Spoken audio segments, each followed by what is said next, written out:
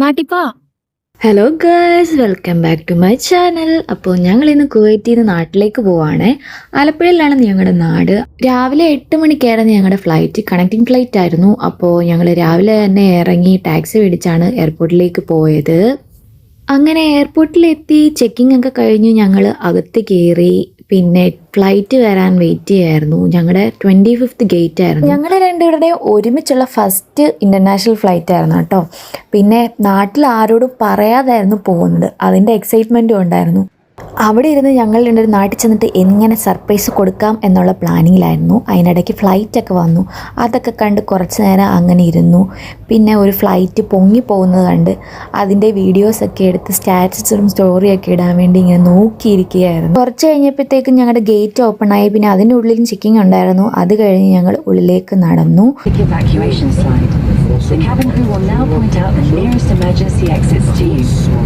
ഞങ്ങളുടെ flight air Arabia ആയിരുന്നു. അപ്പോൾ ഇതാ ഫ്ലൈറ്റ് എടുത്തിട്ടുണ്ട്. നാട്ടിലേക്ക് പോകുമ്പോൾ ഫ്ലൈറ്റ് ടേക്ക് ഓഫ് ചെയ്യുമ്പോൾ ഒരു പ്രത്യേക ഫീലാണ് കേട്ടോ. അത് പ്രവാസികൾക്ക് മാത്രം മനസ്സിലാവുന്നൊരു ഫീലാണ്. അത് ഞാനും ഒന്ന് മനസ്സിലാക്കി.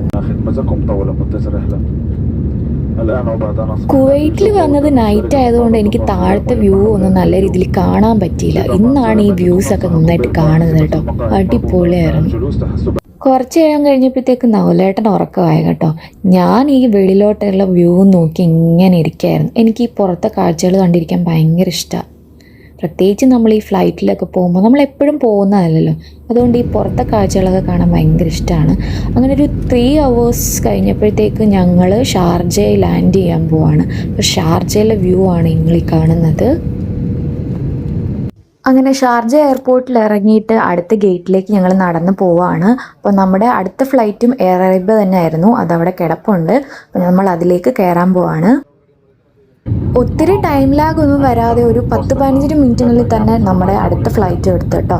ഇനി ഡയറക്റ്റ് നമ്മൾ കൊച്ചിയിലേക്കാണ് പോകുന്നത്. അപ്പോൾ ദുബായിയുടെ വ്യൂസൊക്കെ കണ്ട് നൈസായിരുന്നു, അടിപൊളിയായിരുന്നു. അപ്പോൾ അതും കാണാനൊരു ഭാഗ്യം കിട്ടി.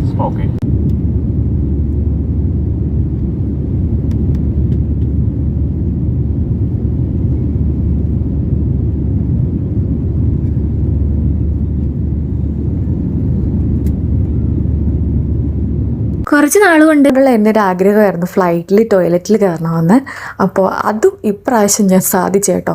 അതിൻ്റെ അകത്ത് കയറി ജസ്റ്റ് വീഡിയോസൊക്കെ എടുത്തു. എല്ലാവരും വീഡിയോസൊക്കെ ഇടുന്ന കണ്ടിട്ടുണ്ട്. പക്ഷെ ഞാനിതുവരെ കയറിയിട്ടില്ല. എങ്ങനെ ഉണ്ടെന്ന് എക്സ്പീരിയൻസ് ചെയ്യണമെന്ന് ഭയങ്കര ആഗ്രഹമായിരുന്നു. അതെന്തായാലും ഇപ്രാവശ്യം സാധിച്ചു. അങ്ങനെ ഇതാ രാത്രി ആയിരിക്കുകയാണ് ഗായ്സ്. ഞങ്ങൾ ഇന്ത്യയിലേക്ക് നമ്മൾ ലാൻഡ് ചെയ്യാറായിട്ടുണ്ട്. അനൗൺസ്മെൻറ്റ് വന്നു. അപ്പോൾ അതിൻ്റെ ഒരു എക്സൈറ്റ്മെൻ്റ് ആയിരുന്നു.